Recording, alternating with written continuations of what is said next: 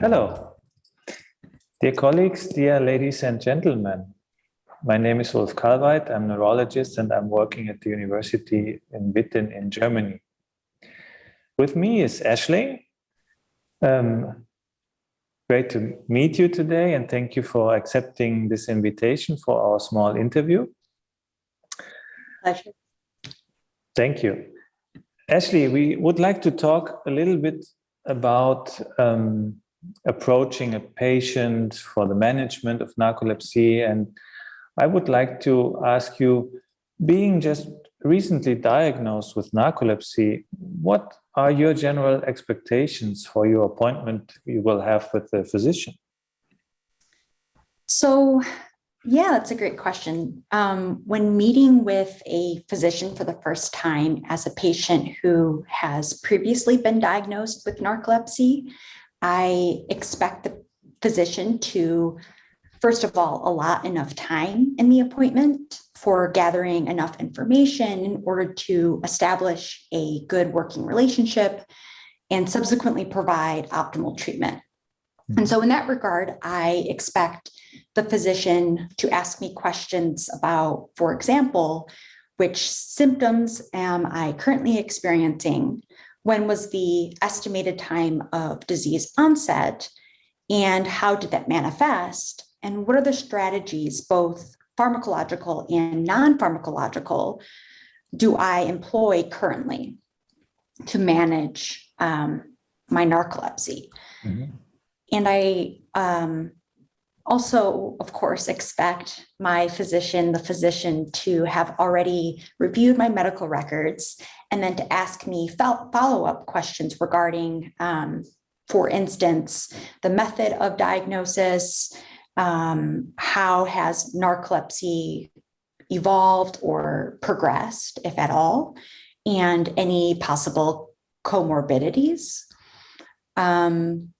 I also expect the physician to not only inform me of newly available pharmacological treatments, of newly available medications, but to also discuss non-medication management strategies. And one thing, kind of given the current understanding and science of narcolepsy, I think it would be important for a physician to ask whether or not I've had my genome sequenced. Oh, this is also an important and interesting point. But I would like to come back to one previous aspect you have mentioned. You mentioned the non-pharmacological management strategies. So what is important here, or what are your, maybe also some personal experiences you already made with non-pharmacological treatments? Yeah, so non-pharmacological strategies play a huge role in the management of my narcolepsy. So I have type 2 narcolepsy, narcolepsy without cataplexy.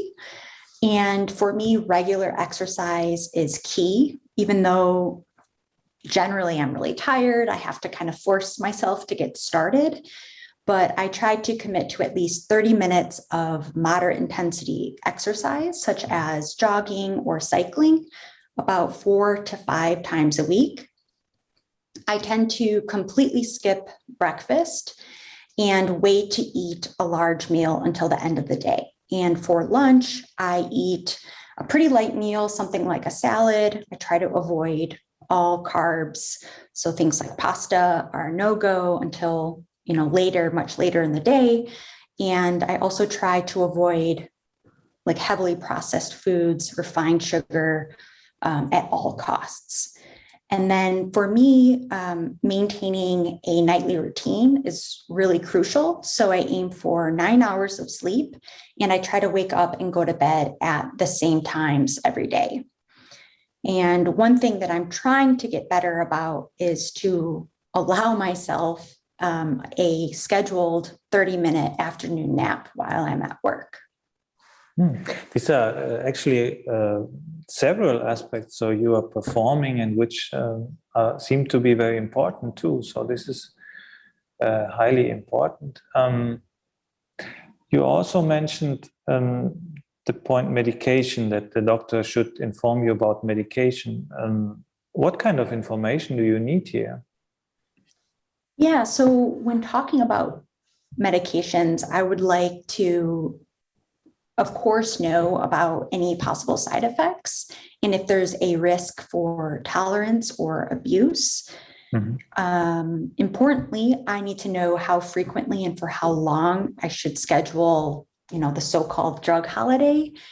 And I understand that certain medications are more suitable for those who have narcolepsy with cataplexy. So I think that's an important consideration.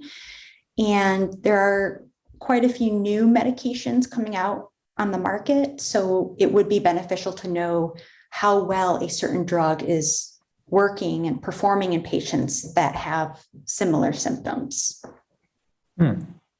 So also several aspects which play a major role here.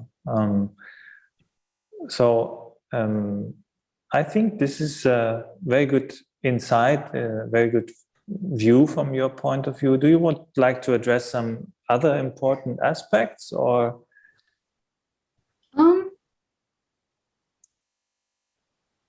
Not really. I think. Or something you would like to say to other patients? Yeah. So, I guess, making the kind of lifestyle adjustments. I'm of course not perfect at it. There are certain aspects like the afternoon scheduled naps that I'm working on. But I noticed that, even though I'm so tired, I would rather just lay on the couch. When I start working out or start some physical movement, that really helps me. I just feel so much more rejuvenated and refreshed afterward. And then once I get into a routine, it's just it's a lot easier. And same thing with the eating. So, of course, it was my birthday last week and I made a cake and I had some cake, of course, but I guess, trying to maintain like a normal life, but also, setting these boundaries, having these routines, I think is really important. So that's, I guess, all I want to share for now. Wonderful. This was really great. Really great. Thank you so much for sharing these with us. And thank you for being with us today for this interview. So thank you. Bye. Thank you.